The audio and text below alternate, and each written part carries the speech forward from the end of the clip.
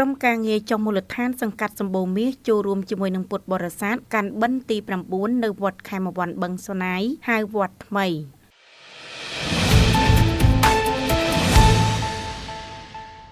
នេះឱកាសដាក់បិណ្ឌវេនទី9ត្រូវនៅថ្ងៃទី16ខែកញ្ញាឆ្នាំ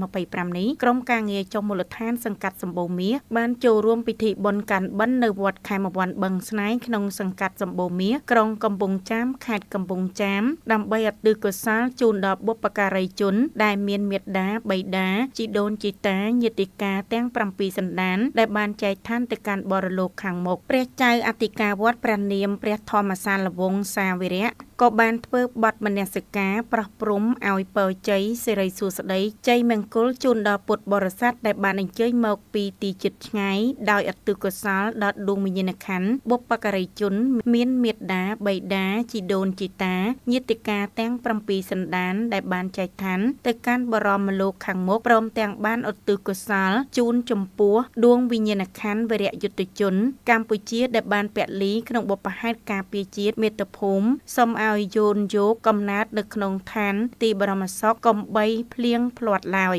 សូមរំលឹកផងដែរថាបុណ្យកាន់បិណ្ឌឬក៏ភ្ជុំបិណ្ឌជាពិធីបុណ្យមួយដ៏ធំជាងគេនៅក្នុងចំណោមពិធីបុណ្យនានាដែលជាអ្នកកាន់ព្រះពុទ្ធសាសនាប្រជាជនកម្ពុជានាំគ្នាប្រារព្ធពិធីបុណ្យនេះមិនដែលអាក់ខានឡើយចាប់ពីថ្ងៃ1រោចខែភទ្របទរហូតដល់ថ្ងៃ15រោចដែលមានរយៈពេល15ថ្ងៃដែលយើងហៅថាបិណ្ឌ1បិណ្ឌ2និងថ្ងៃបញ្ចប់គឺជាថ្ងៃភ្ជុំបិណ្ឌជារៀងរាល់ឆ្នាំនៅពេលដល់ថ្ងៃខែប្រារព្ធពិធីបុណ្យកាន់បិណ្ឌឬក៏ភ្ជុំបិណ្ឌប្រជាពលរដ្ឋដែលមានបងប្អូនកូនចៅជាញាតិជាគ្រួសារសាច់ញាតិទោះនៅទីជិតឬក៏ទីឆ្ងាយតែងតែធ្វើដំណើរមកជួបជុំជាពិសេសឪពុកម្ដាយនៅស្រុកកំណើតដើម្បីរៀបចំម្ហូបអាហារបាយសម្លចង្ហាន់យកទៅប្រគេនព្រះសង្ឃដែលគង់នៅវត្តអារាមនានាទាំងអស់នេះគឺជាទម្លាប់ដ៏ល្អមួយដែលជនជាតិខ្មែរយើងតែងនិយមប្រតិបត្តិតគ្នាជាយូរលង់និងរៀងរហូតមកសព្វថ្ងៃនេះ